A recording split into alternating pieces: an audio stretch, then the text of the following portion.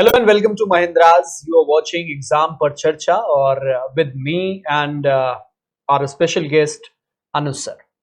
आज के एग्जाम पे चर्चा के इस एपिसोड में हम खास तौर से बात करने वाले हैं स्पीड टेस्ट को लेकर। स्पीड टेस्ट को लेकर बहुत सारे सवाल होते हैं और उसका सही उपयोग शायद ही बच्चे जानते हैं। यदि आपको स्पीड टेस्ट का सही प्रयोग आ गया तो आप काफी हद तक अपनी तैयारी को आगे बढ़ा सकते हैं। ऑनलाइन एग्जाम किस तरीके से होता है और स्पीड टेस्ट से मैच करता हुआ होता है या फिर नहीं, उसके फायदे, इन सभी चीजों पे चर्चा करने के लिए हमारे साथ अनुज सर है। अनुज सर का जो एक्सपीरियंस है वो टीचिंग में ही लंबे समय का है, मोर देन 20 इयर्स। तो अनुज सर हमारे आज के एक्सपर्ट हैं। सर से हम जानने की कोशिश करेंगे अलग अलग आपके जो सवाल हैं, जो आपके द्वारा पूछे गए कॉमन प्रश्न हैं, और उसके अलावा भी एक स्ट्रेटजी पे भी बात करेंगे कि मॉक टेस्ट की एनालिसिस हम किस तरीके से देख सकते हैं। तो सर, स्टार्ट करने से पहले एक सिंगल ओपनिंग लाइन मेरी ये है कि आप बताएं कि स्पीड टेस्ट एक्चुअली है क्या। देखिए बसंत जी, पहले तो इस बात के लिए मैं आपका आभार व्यक्त करता हूं कि आपने मुझे यहाँ इस शो में बुलाया और ये मौका दिया कि मैं स्टूडेंट्स को और आगे आने वाले एग्जामिनेशंस में पार्टिसिपेट करने वाले बच्चों को कुछ मार्गदर्शन कर सकूं। सर, लंबा अनुभव आपका निश्चित रूप से हेल्प करेगा। और जैसा अभी आपने कहा जी कि स्पीड टेस्ट की क्या उपयोगिता है या स्पीड टेस्ट क्या है, तो देखिए ये स्पीड टेस्ट जो है एक तरीके से आपके फुल एग्जामिनेशंस का एक मॉक टेस्ट होता है, जिसको आप लोग दूसरे शब्दों में बोलते हैं। हम अगर बात करते हैं महिंद्रास के पर्सपेक्टिव में, तो स्पीड टेस्ट जो है वो चूंकि ऐसा एक नेम था जो महिंद्रास ने ही इजाद किया और यहाँ से ही चला। सामान्य तौर पर लोग उसको मॉक टेस्ट के नाम से जानते थे, लेकिन स्पीड टेस्ट अपने आप में इतना फेमस हुआ बसंत जी कि इस वक्त लगभग पूरे हिंदुस्तान में मॉक टेस्ट के बजाय स्पीड टेस्ट का नाम बच्चे लेना ज्यादा पसंद करते हैं और उस नाम से उसको जानते हैं। बिल्कुल, बेशक होना भी ऐसा ही चाहिए, क्योंकि जब आप प्रिपरेशन कर रहे होते हैं तो आपकी स्पीड यहाँ पे बहुत मैटर करती है। और मैं आपको बताऊं बसंत जी, इसकी उपयोगिता के लिए आपने पूछा कि स्पीड टेस्ट के, देखिए उपयोगिता, देखिए स्पीड टेस्ट का बड़ा सामान्य उपयोगिता है। जिस तरीके के ये वनडे एग्जामिनेशन है, ये सभी बच्चे भी जानते हैं, कोई नई चीज नहीं है कि देखिए ये एक स्पीड और एक्यूरेसी का एग्जाम है। और स्पीड और एक्यूरेसी की किसी भी एग्जामिनेशंस में जब तक हम उस तैयारी के अंतिम पड़ाव जिसको कहते हैं, जिसमें पूरे फुल टेस्ट को उसी टाइम फ्रेम में कंप्लीट करना, उसकी प्रैक्टिस करना और बराबर करना, ये कुछ कुछ उसी प्रकार से होता है जिस प्रकार से अगर आप रोज अपने कॉलेजेस, स्कूल और इंस्टीट्यूशंस जाते हैं और आप किसी भी वाहन से जा रहे हो, पैदल जा रहे हो, तो आपको शायद कभी ये सोचना नहीं पड़ता है कि मेरे को टर्न राइट लेना है, लेफ्ट लेना है। करेक्ट है। ये एक प्रैक्टिस आती है और ये प्रैक्टिस जब आप एग्जामिनेशंस के पॉइंट ऑफ व्यू पे आते हैं, फुल टेस्ट में आते हैं, मॉक टेस्ट में आते हैं, तो आप अपनी प्रिपरेशन को अपने इंस्टीट्यूट में, घर में या उस एनवायरनमेंट में इतनी बार प्रैक्टिस करके जब एग्जामिनेशन हॉल में जाते हैं तो वो फुल लेंथ टेस्ट आपके लिए नया नहीं होता है। Correct. आपको लगता है मैं तो रोज ही अटेम्प्ट कर रहा हूँ, इसलिए इसकी उपयोगिता है। बिल्कुल, सर का कहने का अर्थ है कि एकदम इनहेरिटेंस जो है उसका आपके अंदर पूरी तरीके से डेवलप हो जाए। सर, बहुत सारे सवाल हैं जो बच्चों के मॉक टेस्ट से रिलेटेड है, वन बाय वन मैं प्रयास करूंगा। बिल्कुल जी, बिल्कुल। सर, कई बार जो जैसे आपने योगदान के बारे में तो बता दिया, मॉक टेस्ट के प्रिपरेशन को लेकर एक सवाल बहुत ज्यादा कॉमन है कि आज मैं एक स्टूडेंट हूं, आज मैंने प्रिपरेशन स्टार्ट करी है और मैंने बहुत सारा टॉपिक, सभी सब्जेक्ट्स को अगर मैं देखूं तो कुछ टॉपिक्स हमने किए हैं। क्या आज से ही हमें मॉक टेस्ट स्टार्ट कर देना चाहिए, और अगर करना चाहिए तो उसका क्या तरीका होना चाहिए? देखिए बसंत जी, मैं आपको बताना चाहूंगा जी, हम अगर आरआरबी एग्जामिनेशंस के पर्सपेक्टिव में बात करें, रीजनल रूरल बैंक के पर्सपेक्टिव, करें, तो इस एग्जामिनेशंस के पैटर्न में आपका क्लरिकल कह दें ग्रेड या ऑफिस असिस्टेंट कह दें, और ऑफिसर्स ग्रेड कहते हैं या हम प्रोबेशनरी ऑफिसर कहते हैं, स्केल में इनका जो पैटर्न है उसमें प्री और मेंस दो कंप्यूटर बेस्ड टेस्ट है। प्रोबेशनरी ऑफिसर में इंटरव्यू फेस करना होता है, क्लरिकल में इंटरव्यू नहीं होता है जी। अगर आप इस एग्जामिनेशंस को थोड़ा सा गौर से देखें तो इसमें प्री में आपको रीजनिंग मिलता है और मैथ्स मिलता है। 40 क्वेश्चंस ईच हैं और 45 मिनट्स का एक कंपोजिट टाइम होता है। करेक्ट। और जो लेवल इस एग्जामिनेशंस का है उसमें जो बच्चे मैथ्स या क्वांट उसको हम बोले, उसमें ऐसी कोई चीज नहीं होती जिन्होंने क्लास 8, 9, 10 तक ना पढ़ी। अगर हम रीजनिंग के पर्सपेक्टिव में बात करें तो उसमें बड़े कॉमन टॉपिक्स होते हैं। उन कॉमन टॉपिक्स को, रीजनिंग एक सब्जेक्ट नहीं है, ये तो एक ब्रेन का है, आपका हिस्सा है, टीजर्स हैं, क्वेश्चंस हैं, आईक्यू टेस्ट जैसा है। तो हमारा सजेशन देखिए, आरआरबी के लिए अगर मैं बिल्कुल स्पेसिफाइड होकर बात करूं तो अगर आपने अपनी प्रिपरेशन के पहले 2 टॉपिक भी पढ़े हैं तो आप फुल लेंथ टेस्ट को अटेम्प्ट करिए। क्या बात है। उसके वजह से क्या होगा कि एटलीस्ट आप क्वेश्चन से गो थ्रू होंगे और हो सकता है कि फर्स्ट टेस्ट में आप 45 मिनट्स में ओनली 10 क्वेश्चन अटेम्प्ट कर रहे हो, 12 क्वेश्चन अटेम्प्ट कर रहे हो, बट ये जो जर्नी आपकी टेस्ट के थ्रू डेवलपमेंट की होती है ये बहुत इंपॉर्टेंट होती है। क्वेश्चंस का बार बार फेस करना, उसी तरीके के क्वेश्चंस को लेकर के आगे बढ़ना, और ये आपको एक बड़ा कैटेगराइज्ड ओवरव्यू देता है कि इस एग्जाम को क्वालिफाई करने के लिए the importance of the topic भी निकल कर करेक्ट। आपको ये समझ में आता है कि करना क्या है, क्या देखना क्या है, किस टॉपिक से क्वेश्चंस उठ रहे हैं, क्या आ रहा है। तो ये आपको फर्स्ट डे क्लियर होता है। अदरवाइज फिर आप उसको क्लियर करेंगे 1.5 मंथ के बाद, और लेटर ऑन जब जाएंगे आप तो आपके पास बहुत कम टाइम होता है इसको मेकअप करने के लिए। करेक्ट। इसलिए मेरा सजेशन रहता है कि अगर आप आज से प्रिपरेशन स्टार्ट कर रहे हैं तो कोई बहुत बड़ी 45 मिनट इन अ डे एक टेस्ट लीजिए और उसको अटेम्प्ट करिए। बिल्कुल, वो एक ज्यादा बेटर सोल्यूशन होता है। क्या बात है। सर ने एक बहुत अच्छी बात बोल दी कि अगर आप टेस्ट दोगे, भले ही आपने एक टॉपिक पढ़ा है, 2 टॉपिक पढ़ा है, टेस्ट दोगे, क्वेश्चंस आपको दिखेंगे, सामने दिखेंगे, उसका रिलेवेंस, उसका इंपॉर्टेंस एक्चुअल एग्जाम में क्या बनता है वो आपको पता रहेगा। कल को जब वो टॉपिक पे आप पहुंचोगे तब आपके दिमाग में क्लिक होगा कि जी ये वाले टॉपिक से तो बड़े क्वेश्चन बनते हैं या इतने क्वेश्चन बनते हैं, इसका ये इंपॉर्टेंट, तो ऑटोमेटिकली आपका फोकस उसकी तरफ जाएगा। और एक और बहुत अच्छी बात होती है सर, जब आप कोई चीज गलती करके जब आप सीखने पे जाते हैं तो वो जब आप खुद गलती करते हो और खुद सीखते हैं उसको, तो वो आपको ताउम्र याद रहती है। Correct sir. और किसी दूसरी की भी बताई हुई चीज के ऊपर ब्रेन थोड़ा ज्यादा जोर लगाता है समझने में। जबरदस्ती कुछ आपको खिलाया जाए और खुद स्वेच्छा से आप सीखते हैं तो वो एक फर्क है, एक बहुत बड़ा फर्क। क्या बात है सर, बिल्कुल सही। तो प्रिपरेशन अब आपको समझ में आ गया, स्टार्ट किया है तो भी मॉक टेस्ट तो देना ही है फर्स्ट डे से। सर प्री के मॉक की प्रैक्टिस करें, चूंकि जैसे आरआरबी, पीओज या क्लरिकल की बात करें तो जो शुरुआती समय होता है और हर एग्जाम में बच्चा जब फॉर्म अप्लाई कर देता है उसके बाद उसके दिमाग में सबसे पहले प्रीलिम्स ही घूमता है। मेंस तो बिल्कुल कहीं दूर दूर भी आता नहीं है सिनेरियो में, बिल्कुल। हाँ, तो जब वो सीन में नहीं आ रहा है तो सर क्या प्रीलिम्स को ही केवल उसी के ही मॉक टेस्ट को करें या फिर साथ में मेंस के भी मॉक टेस्ट को लेकर चलें? देखिए, इसमें मैं आपको बताता हूं कि बड़ा स्पष्ट दृष्टिकोण है। अगर मैं बात करूं आरआरबी के पॉइंट ऑफ व्यू से बात कर रहा हूं मैं अभी इसमें बाकी सारे एग्जामिनेशंस को नहीं लेता। हर एग्जाम को अटेम्प्ट करना अपने आप में एक अलग तरीका होता है। हर एग्जाम की अलग स्ट्रेटजीज होती है, उनकी सैंक्टिटी अलग होती है, उनके टॉपिक्स, उनके सब्जेक्ट, उनसे डिफिकल्टी लेवल से लेकर के बहुत सारी भिन्नताएं होती है। हम अगर आरआरबी को फोकस करें यहाँ पर थोड़ी देर तो देखिए, आरआरबी का प्री में केवल 2 सब्जेक्ट, और जैसे ही आप मेंस पे स्विच करते हैं तो ये 2 सब्जेक्ट तो आपको मिलते ही है, मैथ्स और रीजनिंग। साथ में आपको हिंदी या इंग्लिश में कोई एक चूज करना, लैंग्वेज का 3rd, कंप्यूटर 4th और जनरल अवेयरनेस 5th। तो आप 2 से 5 की ओर जंप कर रहे होते हैं। टाइमिंग यहाँ पर 45 मिनट्स, नंबर ऑफ क्वेश्चंस आपको 80 मिल रहे होते हैं, वहां नंबर ऑफ क्वेश्चंस 200 मिल रहे होते हैं, और टाइमिंग मिल रहा होता है 2 our. 2 hour means 120 minutes.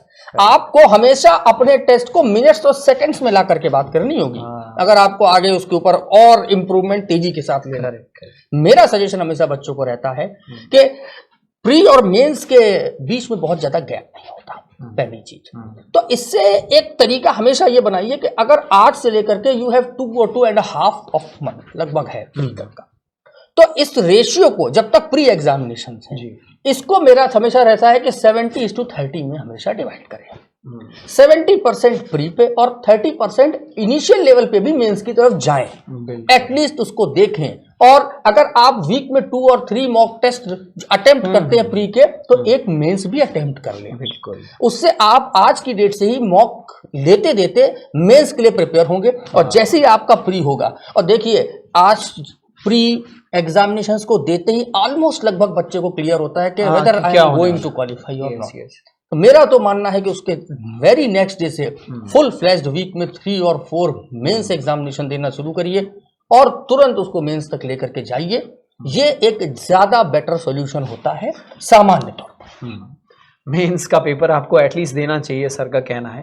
Idea लगता रहेगा, माइंड मेकअप कम से कम कुछ नहीं, आप अगर स्टडी वाइज ही उसको बहुत ज्यादा अप्रोच करने का समय नहीं मिला तो माइंड मेकअप तो एटलीस्ट बन ही जाएगा आपका एग्जाम को लेकर। तो कल को जब आप तैयार करने के लिए जाएंगे तो आपके लिए चीजें, विजन क्लियर रहेगा, पिक्चर क्लियर रहेगी। सर एक जो जनरली क्वेश्चंस होते हैं, चूंकि बच्चे स्पीड टेस्ट देते हैं और स्पीड टेस्ट देने के बाद उनके दिमाग में ये होता है कि भाई लेवल स्पीड टेस्ट में ये लेवल है, मैंने कर लिया, बहुत टफ आ गया स्पीड टेस्ट में, रियल एग्जाम में उनको कभी हल्का मिल गया, कभी स्पीड टेस्ट में हल्का है और रियल एग्जाम में जो है मुश्किल सवाल हो गए, तो उनके दिमाग में ये रहता है कि टेस्ट देते वक्त कि भैया एक्चुअली जो पेपर है वो कुछ और हो सकता है और जो मॉक टेस्ट दे रहे हैं। सर आप इस पे क्या कहना चाहेंगे? ये बहुत सिंपल पॉइंट है। देखिए मैं आपको बताना चाहूंगा मदन जी, हम अपने बच्चों को बहुत आसान शब्दों में इस बात को बताएं, इस बात की बिल्कुल फिक्र मत कीजिए। क्वेश्चन के जो लेवल है वो इजी और टफ और मॉडरेट के बीच में ही वेरी करता है आरआरबी के पॉइंट ऑफ व्यू से। दूसरा पॉइंट आता है मॉक टेस्ट और स्पीड टेस्ट जिसको हम कहते हैं, उनको एक स्पेशलाइज्ड तरीके से तैयार किया जाता है। इनिशियल लेवल पे इजी लेते हुए, मिड सेगमेंट में थोड़ा हाई पीक, और देन उसके ग्राफ को ऐसा लिया जाता है कि लास्ट के कुछ टेस्ट को इजी दिया जाता है, थोड़ा सा कॉन्फिडेंट डेवलप। क्या बात है। तो टेस्ट जो है वो एक ऐसा फिनोमिना है जो आपकी जर्नी तय कर रहा होता है, और मेरा आप लोगों को हमेशा ये सजेशन है कि आप उसको मैप किया करिए प्रीवियस ईयर पेपर्स के साथ में, और कुछ प्रीवियस ईयर पेपर भी अटेम्प्ट करिए।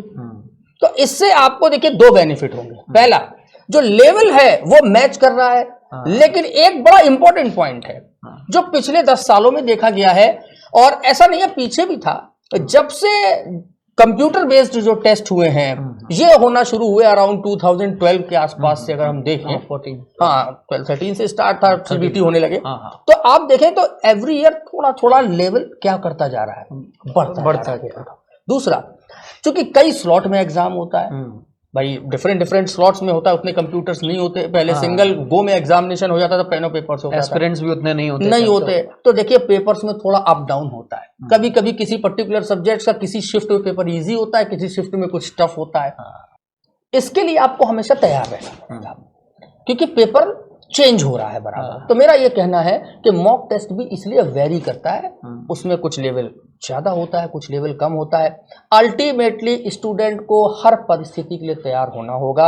एग्जामिनेशन हॉल में पता नहीं क्या होने वाला है, इसलिए टेस्ट देना जरूरी है। इसकी उपयोगिता ही इसलिए है कि जब तक आप सिस्टम पे बैठ करके टेस्ट नहीं देंगे, लैब में बैठ करके महिंद्रास का जो सुपर स्पीड टेस्ट एक स्पेशलाइज्ड प्रोग्राम है, बच्चे अगर सुन रहे हो तो अपनी ब्रांचेस में जाएं और जानकारी लें और पता करें। सुपर स्पीड टेस्ट लैब में बच्चों को उसी एनवायरनमेंट में कराने का एक ही पर्पस होता है कि जब बच्चे वहां सिस्टम पर बैठे तो माउस के साथ भी हैंडलिंग हो। स्क्रीन ऐसा नहीं, अप डाउन करने में भी प्रॉब्लम होती है, और इतने शॉर्ट स्पान का एग्जाम है कि पलक झपकते ही 45 मिनट्स कंप्लीट हो जाते हैं। क्या बात है। तो सुपर स्पीड टेस्ट में ये सिखाने का प्रयास हम लोग कर रहे हैं, और ये लास्ट ईयर से एक वेंचर सुपर स्पीड टेस्ट का महिंद्रा ने स्टार्ट किया है। स्पीड टेस्ट बराबर पिछले 25 साल से चला आ रहा है, 30 साल से वो तो बच्चे दे रहे हैं। इसलिए मेरा सजेशन रहेगा इस तरीके के एग्जामिनेशन के लिए एक बार जरूर अटेम्प्ट करें और कांटेक्ट करें, ये हमारा सजेशन है हमारे स्टूडेंट। सर ने दो बातें जो सर आपके बातों से निकल के आई कि पहली बात तो कि रेंज जब अलग अलग रेंज पे करेंगे तो हम हर रेंज के लिए तैयार रहेंगे। हल्का पेपर है तो हमें ज्यादा क्वेश्चन अटेम्प्ट करने का प्रयास करना है, उसके लिए अडॉप्टेबिलिटी चाहिए। और मुश्किल सवाल है, सिलेक्शन सिंपल पॉइंट है, पेपर टफ है तो सबके लिए है, सबके लिए इजी है तो सबके लिए है, ठीक है। और वो एक चूंकि मल्टीपल शिफ्ट होता है, उसमें आपको मालूम है क्या किया जाता है, सारे एग्जाम्स को लेवल किया जाता है, नॉर्मलाइजेशन का प्रोसेस होता है, इसलिए इसके लिए कोई चिंता करने की जरूरत नहीं है। नहीं, और बैकएंड पे हम कितना काम करते हैं ये भी आप सोच सकते हैं कि आपको किस तरीके से सामने रखना है टेस्ट आपके लिए। धीरे से स्टार्ट करते हुए, आपकी जर्नी को देखते हुए कि आप स्लो धीरे से स्टार्ट कर रहे हैं, जैसे आपकी प्रिपरेशन पीक पे जाती है हम ऊपर मॉक टेस्ट का लेवल लेके जाते हैं, और फिर धीरे से आपको कॉन्फिडेंस देने के लिए पेपर कर देते हैं। दूसरी बात सर की बात से निकल के आई कि you have to be prepare for all possible contingencies. पता नहीं क्या होने जा रहा है एग्जामिनेशन हॉल में। और मैं बता दूं, कई बार तो सब कुछ तैयार होता है, पेपर भी इजी होता है, कहीं किसी एक पॉइंट के ऊपर बच्चे का दिमाग ब्लैंक हो जाता है, और उस ब्लैंक होने के बाद जब वो आगे चल रहा हो तो उसको समझ में नहीं आता। सर बच्चा कई बार कहता है कि ये टाइप का क्वेश्चन नहीं आता, लेकिन कई बार एग्जाम में हमने देखा है कि कोई पर्टिकुलर टाइप का क्वेश्चन अचानक से उसके सामने आ गया तो कह रहा है ये तो नया आ गया, देखिए ये बड़ा ये स्ट्रेटजी होती है। हाँ। देखिए ये स्ट्रेटजी क्यों कहलाती है? जो एग्जामिनेशन का पेपर सेट कर रहे होते हैं उनको ये मालूम होता है कि हमेशा ऑप्शंस के अंदर भी फेरबदल करके आपको डाइवर्ट करने का प्रयास होता है। कुछ ऐसे क्वेश्चंस भी इसमें कई बार नए भी डाल दिए जाते हैं एकदम से, जो लगता है इस लेवल का तो कभी आरआरबी में पूछा ही नहीं जाएगा। तो देखिए टेस्ट के अंदर ये भी सीखना जरूरी होता है। क्यों मॉक टेस्ट जरूरी होता है उसका एक पॉइंट ये भी है, आपको हमेशा ये पता होना चाहिए अटेम्प्ट करना और क्वेश्चंस को छोड़ देना वो भी अपने आप में एक आर्ट होती है। रीजनिंग के अंदर कई बार एक ऐसी पजल होती है कि अगर आप टाइम को डिवाइड करके, फॉर एग्जांपल कहते हैं कि रीजनिंग 20 to 25 मिनट्स दूंगा, और ऐसा भी क्वेश्चन आ सकता है कि आप सॉल्व करते रहे 15 मिनट्स एक ही पजल में निकल गया, अटक गए आप। तो ये स्ट्रेटजी और ये डिसीजन मेकिंग उस पर्टिकुलर एग्जाम में आप तभी ले पाएंगे जब आपने ये काम मॉक टेस्ट में पहले किया होगा। आप गिरेंगे तब उठेंगे, यही होता है। सर कई बच्चों का ये सवाल रहता है कि जैसे मैं मॉक टेस्ट दे रहा हूँ, मेरा एक स्टैग्नेंट हो गया है, यानी स्कोर वो बहुत ज़्यादा पुश नहीं कर पा रहे हैं, एक जगह पे रुक गया है या कम ही आ रहा है उनका स्कोर, वो पहले से ही डिमोरलाइज है, उसके चक्कर में वो मॉक टेस्ट अटेम्प्ट भी नहीं कर रहे, वो कह रहे मॉक टेस्ट नहीं देंगे, वो आईना मुझे खराब दिखा रहा है। तो ऐसे में बच्चे को इम्प्रूव करने के लिए क्या करना चाहिए? फेस करना पहली बात जरूरी है। बिल्कुल बिल्कुल। पहले तो एक चीज हम ये समझे, आईना सच दिखाता है। आपके टेस्ट का स्कोर ये बताता है कि आप कहाँ स्टैंड कर रहे हैं। लास्ट ईयर्स की कट ऑफ अपने सामने रखिए, आप अपने स्कोर को चेक करिए, और आपको लगता है कि पिछले 8, 6 और 10 स्पीड टेस्ट से मैं क्या हूं, स्टेडी, मैं वहीं स्थिर हूं, मेरा स्कोर क्या हुआ, आगे नहीं जा रहा है। तो इसके देखिए बहुत सिंपल से रीजन। पहला रीजन, आपके अटेम्प्ट नहीं बढ़ रहे, और अगर आपके अटेम्प्ट बढ़ रहे हैं तो आप क्वेश्चंस को गलत कर रहे हैं। दो चीजें हो सकती है, इसके लिए दो तरीके। अगर आपके अटेम्प्ट कम हो रहे हैं तो इसके लिए रिपिटेशन टेस्ट को मैं सलाह दूंगा बच्चों को। रिपिटेशन टेस्ट क्या होते हैं, आप किसी पर्टिकुलर टॉपिक के, टॉपिक वाइज उठाया करिए, इसकी प्रैक्टिस करने की कोशिश करिए। किसी पर्टिकुलर टॉपिक है, फॉर एग्जांपल आप रीजनिंग में है, तो केवल 2 पजल रैंडम कोई भी चूज करिए। करेक्ट है। घर पे आपके पास ठीक है सिस्टम नहीं, आप नहीं चूज कर पा रहे हैं कहीं, अरे बुक से है, उससे बुक से लीजिए, पेपर लीजिए और स्टॉप वॉच लगाइए। स्टॉप वॉच लगाइए कि आपने फॉर एग्जांपल 5 क्वेश्चंस की 2 पजल ली 10 मिनट्स की, और स्टॉप वॉच लगाइए कि मेरे को ये 6 मिनट में सॉल्व करनी है, और स्टॉप वॉच लगाइए और स्टार्ट कर दीजिए। बट रिमेंबर, स्टॉप वॉच में 6 मिनट होते ही आपका पेन रुक जाना चाहिए। और मैं आपको बताऊं, जब आप फर्स्ट टाइम ये काम करेंगे तो हो सकता है आप उस 10 क्वेश्चंस के 2 पजल के 2 क्वेश्चन सॉल्व कर पाए, हो सकता है केवल आप केवल पढ़ के टाइम जाए। सेकंड टाइम में 1 क्वेश्चन इंक्रीज होगा, पजल सॉल्व होगी। थर्ड टाइम में 4 होगा, और जैसे जैसे आप इसको प्रैक्टिस करेंगे ड्यूरिंग दैट 6 मिनट आप वो 10 क्वेश्चन अटेम्प्ट कर रहे होंगे और आगे बढ़ रहे होंगे। क्या बात। ऐसा ही आप हर सब्जेक्ट में टॉपिक वाइज प्रैक्टिस कर सकते हैं। ये अच्छा, एक बात और मैं बता दूं, ये कहाँ हेल्प करता है बच्चों को। कई बार ऐसा होगा बच्चों, जब आप एग्जाम दे रहे होंगे, लास्ट मिनट के पास आपके पास बचे ही होंगे। कई बार होता है कि 3 और 4 मिनट्स बचे और अभी तो क्वेश्चंस मेरे बहुत बाकी। यहां पर ये आपको क्या देता है, एक बूस्ट देता है कि मेरा तो रोज का यही काम है कि मैं 6 मिनट में 12 क्वेश्चन करता हूं मैथ के। मैं तो रीजनिंग के लास्ट के 5 मिनट्स में ही 15 क्वेश्चन उड़ाने की प्रैक्टिस है मेरी, और ये आपको कॉन्फिडेंस देता है, और आप एग्जामिनेशन हॉल में घबराते नहीं है। नहीं तो आप हड़बड़ा जाते हैं, माउस कहीं गिरता है स्क्रीन का, फिर आप कहते हैं पेपर तो गया, अब अगले साल एक बार सरेंडर हो गया पेपर में किसी पॉइंट ऑफ टाइम पे, बस। इसलिए ये वाली प्रैक्टिस बहुत जरूरी होती है। सही कह रहे सर, ये काम करना चाहिए। मॉक टेस्ट बहुत सीरियस नोट पे लेने की जरूरत है। यानी मुझे लगता है सर, अगर आप सिचुएशन के हिसाब से मॉक टेस्ट को करें, जैसे आपने कहा कि एक सिचुएशन बनाए कि हमारे पास 5 मिनट बचे हुए हैं, और ज्यादा क्वेश्चन आ गए, आइए प्रैक्टिस, यही मैं कह रहा हूं, वो सिचुएशन को हैंडल करना जिस दिन आपको आ गया, तो ये देखिए खेल है सर। ये कहलाता है, it's a kind of examination के लिए हम आपको एक्लेमेटाइज कर रहे हैं, उस क्लाइमेट के अकॉर्डिंग तैयार कर रहे हैं। करेक्ट। क्यों हम कहते हैं लैब में बैठ के एग्जाम्पल दो, साइलेंट होना चाहिए, कोई बोलेगा नहीं, इन्विजिलेटर होना चाहिए, और सेम सिग्नेचर भी कराओ, जिससे आपको पता हो मेरे 30 सेकंड वहां भी वेस्ट होंगे सिग्नेचर में। करेक्ट सर, क्या बात। तो एक्चुअल निकल करके आना चाहिए कि आप कितने टाइम में क्या कर पा रहे हैं, दिस इज द रियलिटी। यही एक और बात समझ में आती है, कई बार बच्चों को मॉर्निंग, जैसे मैं एक स्टूडेंट हूँ, मैं सुबह में डेली मॉक टेस्ट करता हूँ, मेरा एग्जाम दोपहर में पड़ा, मैंने कभी दोपहर में पढ़ाई नहीं करी और सॉल्व भी नहीं किया मॉक टेस्ट। उस समय में मैं खाना खा के बैठता हूँ या खाली पेट बैठता हूँ, 2 ही काम आप कर सकते हैं। दिमाग तो सर, बॉडी और माइंड दोनों एक साथ कोऑपरेट करेगा। बिल्कुल, मैं समझ गया हूँ। आपका कहना है कि मैं एक ही टाइम, इसलिए मैं क्या कह रहा हूँ, आप अपने सिस्टम को पूरी तरीके से एग्जामिनेशन की तरह, आपको पता नहीं आपका शिफ्ट कब पड़ने वाला है। मैंने एक वर्ड इसीलिए बोला, एक्लेमेटाइजेशन। Correct sir. पता नहीं किस क्लाइमेट में एग्जामिनेशन दे रहे हो, खाना खा के जा रहे हो, आज नींद आ रही है, पेन पकड़ा हुआ है। कई बार होता है कि मैथ्स का क्वेश्चन सॉल्व करते करते आप लगभग 80% सॉल्व कर चुके हैं और इन अ फ्लैश दिमाग में कल की कोई घटना आ गई, फ्रेंड ने कुछ कहा था, आपको पता उस वक्त क्वेश्चन वहीं खत्म होता है, आपको उसको रीस्टार्ट करना पड़ता है, वापस सॉल्व करके आते हैं। तो ये जो कंसंट्रेशन लेवल है, ये जो फोकस है, ये प्रैक्टिस से ही आता है। आपका ब्रेन फिर कहीं और जाता नहीं है, 100% आप वहीं पर बैठे। तो ऐसे में सर डे टाइम में अलग अलग टाइम में मॉक टेस्ट की प्रैक्टिस करनी चाहिए एग्जाम के हिसाब से? बिल्कुल है, इवनिंग में करिए, लेट इवनिंग करिए, मॉर्निंग करिए, खाना खा करके भी करिए कि नींद तो नहीं आ जाती है। क्योंकि अभी आप देखिए, हो सकता है नॉर्थ इंडिया में समर सीजन है, अब आप अगस्त के आसपास पेपर देने जा रहे होंगे, मेरा ये मानना है अच्छा खासा हीट होगा। अब बहुत आइडियल सिचुएशन नहीं मिलती है। कई बार मैं चाहूंगा कि हमेशा पहले एग्जामिनेशन के लिए निकलें, अपना टाइम इतना मार्जिन रखें, लेकिन पता नहीं कभी कभी ऐसा होता है कि ड्यू टू जैम और कोई भी अनवांटेड कंडीशन आती है, आप लास्ट मोमेंट पे ही वहां पहुंचते हैं। Correct sir. और आप हांफते हुए हैं, पसीने में डूबे हुए हैं, फोकस करना मुश्किल होता है, दिमाग का डाइवर्जन ऑलरेडी है अलग अलग जगहों पे। इसलिए हमेशा इन तरीके की चीजों के लिए भी अपने आप को मैं तो प्रैक्टिस करने के लिए बच्चों से कहता हूँ, बहुत बढ़िया सर, बैठो और एकदम से स्टार्ट। बहुत बढ़िया पॉइंट सर, छोटी बात है लेकिन बहुत इंपॉर्टेंट है ये, बच्चों के लिए बहुत इंपॉर्टेंट। बिल्कुल सर। सर एक और क्वेश्चन है कि इम्प्रूवमेंट तो चलिए ठीक है, हो गया, आपने कहा सेक्शनल जो है या टॉपिक कोई जो वीक आपको नजर आ रहा है, देखिए मॉक टेस्ट देना तो ठीक है, दे के छोड़ देने में कोई फर्क नहीं पड़ेगा, फिर आपका वो जो स्टैग्नेंट वाली बात है आप वहीं रहेंगे। और आप देखिए ये डेली प्रैक्टिस होती है, हाँ, एनालिसिस भी बहुत बिल्कुल है। और आप जैसे एक खिलाड़ी रोज प्रैक्टिस करता है ना, हाँ, अपनी कमियों को पकड़ ले, हाँ प्रैक्टिस छोड़ती है, आप देखिए वो पीछे चला जाता है। तो यहाँ कुछ ऐसा ही है, आपको एक सिंगल डे भी मिस नहीं करना है, टाइम बहुत कम है, एग्जाम आपका आने वाला है।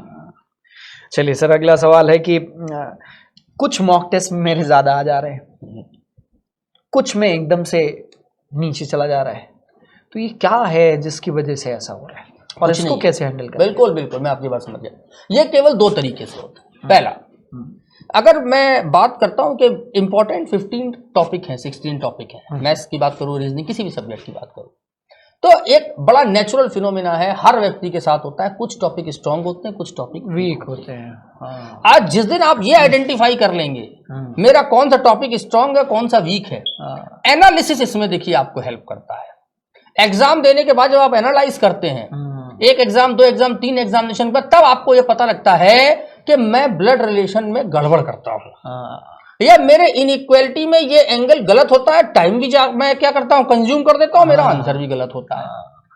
पेपर के अंदर कोई चीज बाहर से नहीं आती है, एग्जाम में आपके अंदर की जो वीकनेस है वो बाहर आ जाती है जब किसी ऐसे टॉपिक से क्वेश्चन आते हैं जो आप अच्छे से नहीं पढ़े हुए हैं, आपकी प्रैक्टिस कम है। और दूसरा, कई बार कुछ टॉपिक आपने ठीक से पढ़े होते हैं लेकिन उसमें मल्टीपल टाइप ऑफ क्वेश्चंस होते हैं, किसी सर्टेन टाइप के क्वेश्चंस को आपने अटेम्प्ट नहीं किया है या कह के छोड़ दिया है, या किसी ने आपको पढ़ाया था और उसने कह दिया कि अरे इनकी इंपॉर्टेंस नहीं है, इनको छोड़ दो, और वो क्वेश्चंस अगर आपको दिखते हैं तो वो आप अटेम्प्ट नहीं कर पाए। आरआरबी का एग्जाम है, थोड़ा सा मेरिट हाई जाता है, इजी पेपर होता है, लोग बहुत तेजी में कर रहे हैं, प्रैक्टिस कर रहे होते हैं, मैक्सिमम अटेम्प्ट चाहिए होता है। बिल्कुल सही सर। सर एक सवाल जो एग्जाम को लेकर भी ये बहुत ज्यादा रहता है, बच्चे को हमेशा रहता है कि सर आप बताइए कि हम कौन सा सब्जेक्ट पहले करें। बहुत बढ़िया। मॉक टेस्ट में भी यही रहता है कि कौन सा करें, अब आप क्या सलाह देंगे? देखिए, आरआरबी के एग्जाम में इसमें सलाह दी जा सकती है, लेकिन आईबीपीएस, पीओ और क्लर्क में नहीं दी जा सकती, क्योंकि वहां टाइम बाउंड पेपर होता है। पर ये सर कहीं मॉक टेस्ट की स्पीड टेस्ट में आप क्या बच्चों को खुद नहीं करना चाहिए कि हर तरीके से ट्राई करके देख लें? देखिए, अगर हम आरआरबी के पॉइंट पे बात करेंगे तो कंपोजिट टाइम, हाँ, और इसमें दो तरीके के सिनारियो बनते हैं, वो मैं आज आप लोगों को बताता हूं, और ये दोनों सिनारियो आपको खुद अपनी तरफ से चेक करने होंगे मॉक टेस्ट में कि मेरे लिए कौन सा सिनारियो बेटर है। पहला सिनारियो ये है कि मैं इजी क्वेश्चंस के साथ जाता हूं, मतलब मैं उस सब्जेक्ट को पहले अटेम्प्ट करता हूं जो स्ट्रांग है।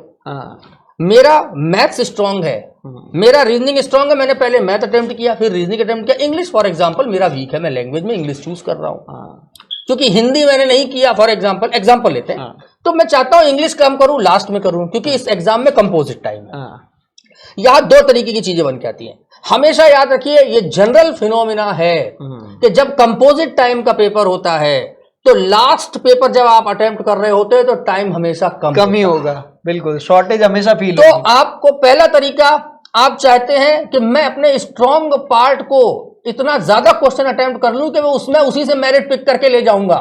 एक तरीका ये होता है। और लास्ट में अगर मेरे कुछ क्वेश्चंस कम रह भी गए इंग्लिश में, जनरल अवेयरनेस में, मेंस के एग्जाम में, तो भी मैं क्या कर जाऊंगा, मेकअप कर ले जाऊंगा।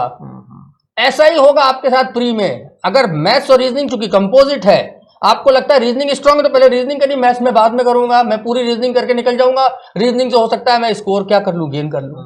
एक तरीका ये होता है। दूसरा तरीका होता है, कुछ लोग ऐसे होते हैं जो ये कहते हैं कि जो मेरा वीक सब्जेक्ट है मैं उसमें ज्यादा टाइम देना चाहता हूं, मैं उसको पहले अटेम्प्ट करूंगा और उसमें ज्यादा टाइम देने के बाद चूंकि जो स्ट्रॉन्ग सब्जेक्ट है उसमें लास्ट में कम टाइम भी बचेगा तो भी मेरे पास इतनी ताकत है कि मैं लास्ट के 12 मिनट में भी 25 क्वेश्चन अटेम्प्ट करने की ताकत रखता हूं, 30 क्वेश्चन अटेम्प्ट करने की, कि मेरा रीजनिंग बहुत स्ट्रांग है, मैं लास्ट में करता हूं और बिल्कुल करते हुए निकल जाता हूं।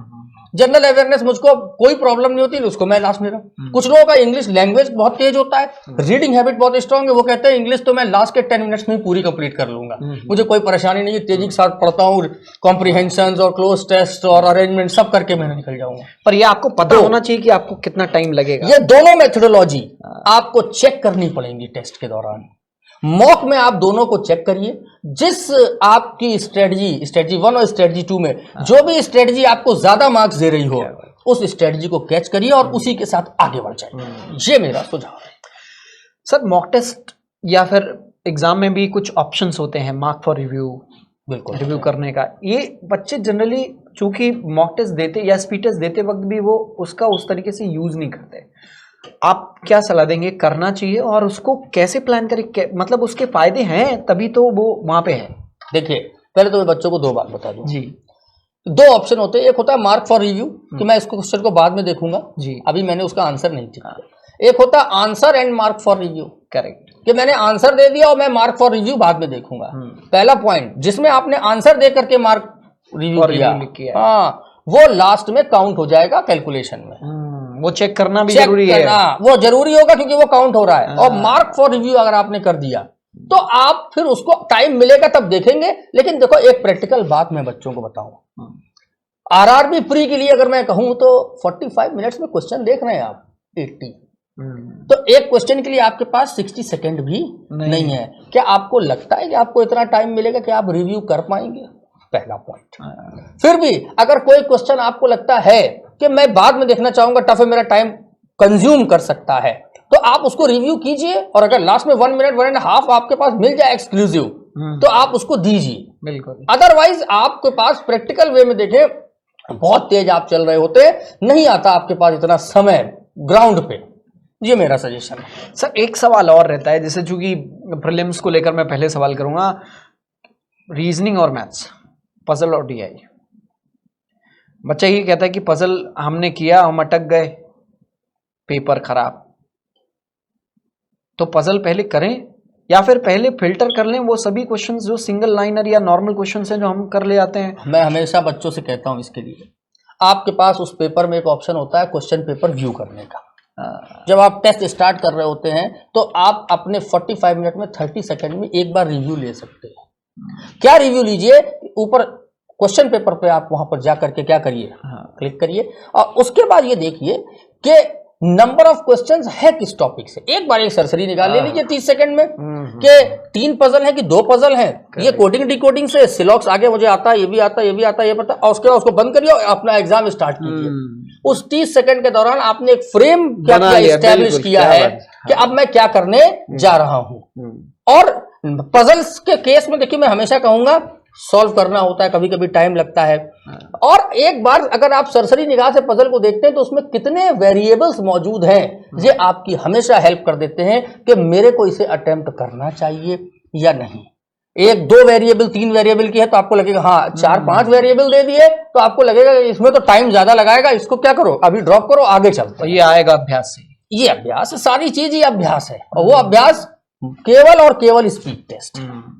सर, एक और यही आपके उससे भी सवाल निकल के आ रहा है कि मान लीजिए हमने पजल उठाई, हमने पहले सोचा कि भाई हम कर लेंगे, बिल्कुल करना स्टार्ट किया, पजल नहीं बनी पहले अटेम्प्ट में।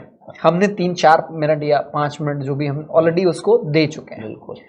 अब क्या इस क्वेश्चन को छोड़ के आगे बढ़ें या इसको फिर से एक और अटेम्प्ट दें? देखिए बड़ा अच्छा क्वेश्चन है ये। क्वेश्चन केवल पजल के ऊपर अप्लाई नहीं होता। हाँ, मतलब मैथ्स के कई क्वेश्चन जी बिल्कुल। हाँ, जहाँ कैलकुलेशंस होते हैं, जहाँ हम सॉल्व करने जा रहे होते हैं। देखिए पहली चीज तो एग्जाम को ईगो पे नहीं लें, सब लोगों को मेरा सलाह है। कई बार ऐसा होता है, लगता है कि मेरा मैथ्स तो न्यूमेरिकल एबिलिटी बहुत अच्छी, मैं तो बादशाह हूँ रीजनिंग में पजल का, कैसे नहीं और ये पजल मुझसे सॉल्व नहीं हुई। तो मेरा ये हमेशा बच्चों को सलाह है, फ्लेक्सिबल रहिए, एग्जाम में गुस्सा मत लाइए अपने अंदर, और एग्जामिनेशंस में कोई क्वेश्चन अटेम्प्ट नहीं कर पाना आपकी ईगो को परेशान नहीं करना चाहिए। उसको डिसीजन तुरंत उसको ड्रॉप करिए, वो आपके आगे आने वाले 10 क्वेश्चंस को टाइम को कंज्यूम करते हुए जा रहा है।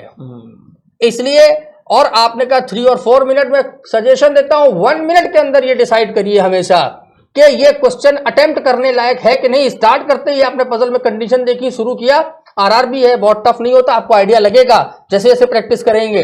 तो आपको तुरंत डिसीजन मेकिंग यहां पर करनी है, no I am not going to attempt it, छोड़िए आगे बढ़िए। 1 मिनट कंज्यूम हो गया, छोड़ दीजिए।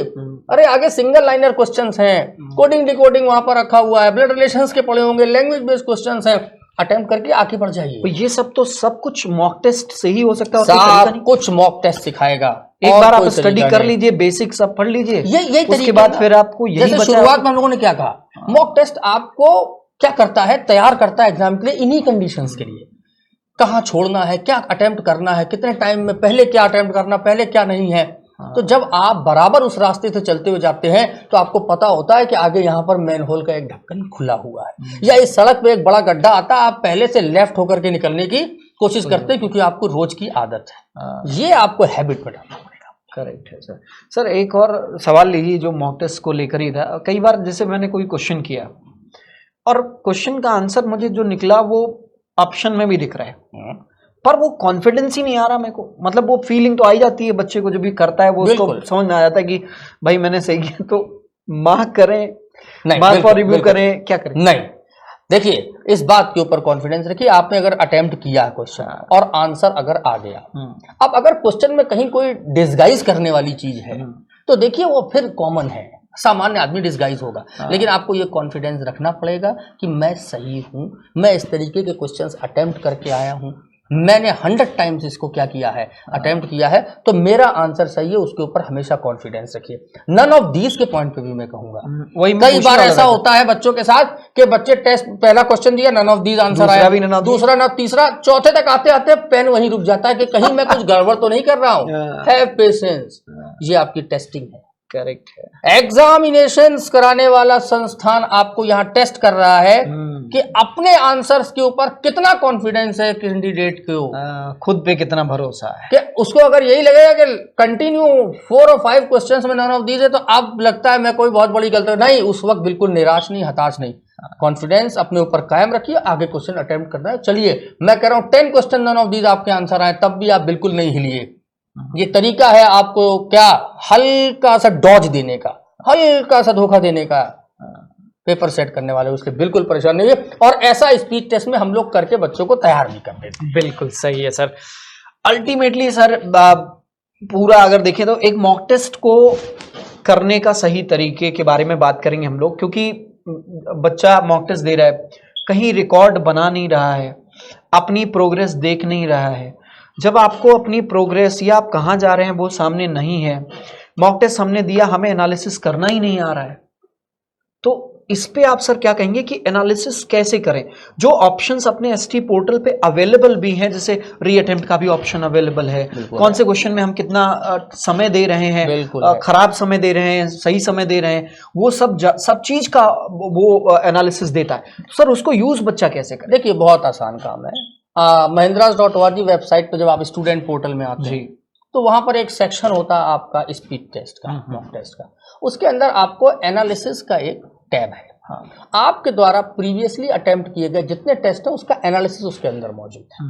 साथ ही साथ उसके अंदर उस टेस्ट को प्रैक्टिस मोड में रीअटेम्प्ट कर सकते हैं, उसकी सुविधा मौजूद है। जब आप आते हैं एनालिसिस में, तो आपको एनालिसिस में बहुत सी चीजें दिखाई देती हैं, जिसमें आपने किस पर्टिकुलर टॉपिक के क्वेश्चंस को गलत किया, वो ये बताता है कि ये टॉपिक लगातार वीक जा रहा है। ये सिस्टम जनरेटेड है, इसलिए आपको इतना दिक्कत नहीं होती। आपको सिंगल पेज के ऊपर ये सारे रिव्यू मिलते हैं जी। आपके उस पर्टिकुलर एग्जाम में जितने बच्चों ने दिया, थाउजेंड्स ऑफ बच्चों में, उसमें आपकी रैंक कहां पर आ रही है, क्योंकि ये वही बच्चे जो एग्जाम देने जा रहे हैं। अगर आप इनको बीट करके आगे नहीं आ पा रहे हैं, तो एग्जामिनेशन में भी आपको लगता है कि आप बीट नहीं कर पाएंगे। बात है, आपको अपना टारगेट दिखाई देता है, साथ ही साथ आपको कंपैरिजन दिखाई देता है टॉपर्स के साथ में। इसके अलावा एक विशेष सुविधा और है इसके अंदर, अगर आप किसके ग्रुप 8 to 10 लोगों का ग्रुप है, तो आप उसमें एज अ फ्रेंड भी अपने आप को क्या कर सकते हैं, ऐड कर सकते हैं। और अगर आप कॉमन टेस्ट आप सारे लोग 8 to 10 लोग दे रहे हैं, तो आप आपस में भी अपना कंपैरिजन उसके अंदर देख सकते हैं कि मेरे 8 to 10 लोगों में मैं कहां पर हूं और किसने कौन सा क्वेश्चंस अटेम्प्ट किया।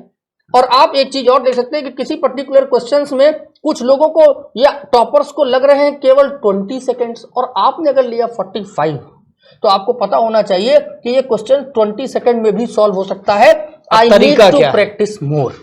मेरे को वो टेक्निक निकालनी पड़ेगी, मेरे को मेंटर से जाके पूछना पड़ेगा, मेरे को अपने टीचर से बात करनी पड़ेगी, मेरे को कहीं से भी XYZ ये जानने की कोशिश करनी होगी कि ये क्वेश्चन इतने समय में कैसे सॉल्व हो सकता है। क्या बात है। एनालिसिस हमेशा आपको ये बताने की कोशिश करता है वो टेस्ट की। मेरा हमेशा मानना है एक बार आप लोग जरूर जाइए, और वो that is open for all है, फ्री है। अगर आप जाएंगे इनिशियल लेवल पे, बच्चे रजिस्टर करें, बच्चे सर यूज तो 5 और 10 टेस्ट उनको मिलते हैं। बच्चे यूज क्यों नहीं कर पाते हैं? क्योंकि एक्चुअली उन बच्चों को कई बार डायरेक्शंस नहीं पता होते हैं। इसलिए मेरा सजेशन है आप लोग उसके पास जरूर जाइए। आपको कभी कोई प्रॉब्लम हो तो आप लोग महिंद्रास की ब्रांचेस में जाकर के ऐसे भी बात कर सकते हैं। वहां पर आपको टीचर्स मिलेंगे, वहां पर आपको सीनियर कैंडिडेट्स मिलते हैं, वहां पर प्रॉब्लम सॉल्विंग सेक्शंस होते हैं जहां पर आप बात कर सकते हैं, चीजों के बारे में राय ले सकते हैं, और that is open for all. ये हमारा एग्जामिनेशन की स्ट्रेटेजी के लिए आप महिंद्रा की ब्रांचेस में जाकर के ऐसे ही बात कर सकते हैं। जरूरी नहीं है कि आप स्टूडेंट ही हो, वहां कर आपने एडमिशन ही लिया हो। ये मेरी एक विशेष सलाह है बच्चों। सर तो मॉक टेस्ट देना बिल्कुल हर दिन में 1 से 2 मॉक टेस्ट जितना भी, पर एक तो कम से कम होना ही चाहिए। देखिए अगर आप प्रॉपर तरीके से मॉक टेस्ट दे रहे हैं जी पसंद जी, तो आपको उसका एनालिसिस भी करना है। हाँ। और एनालिसिस के साथ साथ आपको यह भी तय करना है कि अगर मैं कहीं वीक हूं तो मेरे को उसका प्रैक्टिस भी करना है, और मेरे को उस पर्टिकुलर सब्जेक्ट के अंदर, पर्टिकुलर टॉपिक के अंदर, उस कॉन्सेप्ट के ऊपर बेस्ड क्वेश्चंस में 10, 15, 20 क्वेश्चंस तो कम से कम सिंगल सिटिंग में ही लगा लेने, और वो भी स्टॉप वॉच लगा के मैंने बताया। सारा खेल देखिए समय का है, और आपकी लाइफ में भी पूरी उपयोगिता समय की है। अगर आपने सारे काम समय से कर लिए तो जीवन बहुत अच्छा है। और वही ये एग्जाम कहता है कि भाई मुझको समय पे अटेम्प्ट कर लो, और एक्यूरेट क्वेश्चंस करो, और सिलेक्शन ले लो। ओपन है आपके लिए, तो बिल्कुल ओपन फील्ड है, बैटल फील्ड है। तैयार होइए और जाइए और लड़िए और जीतिए और पाइए। तो समझे आप, ऑप्शंस अवेलेबल हैं एनालिसिस के। मॉक टेस्ट सिर्फ देने से स्कोर इंप्रूव नहीं होगा। मॉक टेस्ट की एनालिसिस उतना ही महत्व रखती है जितना मॉक टेस्ट देना। एनालिसिस करने के लिए जैसे सर ने सुझाव दिया, 2 पार्ट में डिवाइड करिए, करेक्ट, रॉन्ग। जो रॉन्ग क्वेश्चंस हुए हैं उनको रीअटेम्प्ट करिए, प्रैक्टिस मोड में जाए। बिल्कुल। अगर दूसरी बार में आपसे सही हो जाता है देन इट इज ओके। इसका मतलब उस समय पॉइंट फ्रेम में आपसे कुछ कैलकुलेशन, कुछ गड़बड़ हुआ, मानवीय भूल है, किसी के साथ भी हो सकती है। दूसरी बार गलत हुआ, इसका मतलब आपको बेसिक्स की तरफ सोचिए जाइए, फिर आपको सोचना पड़ेगा। और सर ने दूसरी बात बोली कि आपको पता होता है, उसमें एनालिसिस में आता है कि आपने किस क्वेश्चन में ज्यादा समय दिए हैं, कहाँ कम समय। कहाँ समय टॉपर ने 25 सेकंड दिए हैं, आपने 60 सेकंड दिए हैं, यानी 25 सेकंड में वो बन सकता है। तो अब उसके लिए क्या करना है, यू नो बेटर। और अगर आप ऐसा करते रहे, आई थिंक कि बिल्कुल कंटिन्यूअस इंप्रूवमेंट मॉक टेस्ट आपका करा सकता है। एक बेसिक तैयार करने के बाद प्रक्रिया है। जो इस मैदान पे डटा रहेगा, टेस्ट देता रहेगा, मैं कहता हूं आज नहीं तो कल उसका सिलेक्शन हमेशा होगा। और जिसने मैदान छोड़ दिया, स्पीड टेस्ट को छोड़ दिया, वहां थोड़ा मुश्किल होगा, ऐसा मुझे लगता है। जी बिल्कुल। तो आज का कन्वर्सेशन सर बहुत ही शानदार रहा। मुझे खुद बहुत मैंने एंजॉय किया इस कन्वर्सेशन को, एंड आई होप कि आप सभी लोगों तक जो बातें बोली हैं सर ने, जो बातें बताई हैं, चूंकि मॉक टेस्ट जैसा मैं समझ पा रहा हूँ सर, पूरी स्टडी का जो है बहुत ज्यादा इंपॉर्टेंट सिलेक्शन का जिस्ट है। जी बिल्कुल। तो वो करना बेहद जरूरी है। आज से ही आप सोच लीजिए, आप इस एग्जाम को देने जा रहे हैं तो मॉक टेस्ट देना, उसकी एनालिसिस। सर ऑप्शंस जो एसटी में आपने बताया, मुझे वही बड़ा इंटरेस्टिंग सा लग रहा है। अगर मैं स्टूडेंट होता तो मैं जरूर ग्रुप बनाता अपने दोस्तों का, मैं कंप्लीट और इस करता। प्रोग्राम के बाद मैं आपको भी उसका एक एनालिसिस दिखा दूंगा जी, और बिल्कुल आपके सर। लिए अच्छा रहेगा। और जरूरत हुई तो बच्चों को जी। एक उसका छोटा सा प्रेजेंटेशन बना के इस वीडियो के साथ आप दे सकते हैं, और बिल्कुल। मैं बिल्कुल उसको प्रोवाइड करने का प्रयास करूंगा। बिल्कुल sir, thank you so much, that's it धन्यवाद, फॉर द डे। धन्यवाद। आपका बहुत शुक्रिया सर, आज के इस सेशन में आने के लिए। आपने बहुत कुछ गाइड किया, बहुत सारे सवाल थे जो बहुत इंपॉर्टेंट क्वेश्चन थे, बच्चे को इसका आंसर प्रॉपर नहीं मिल पा रहा था, इसके लिए बहुत धन्यवाद। एग्जाम पर चर्चा के अगले एपिसोड में फिर से आपसे मुलाकात होगी। आज के लिए बस इतना ही है। मैं उम्मीद कर रहा हूं आप खुश रहेंगे, ख्याल रखेंगे, मस्त रहेंगे, पढ़ते लिखते रहेंगे, और ईश्वर करे कि जो आप चाहते हैं वो आपको हासिल हो जाए। Thank you so much, all the best.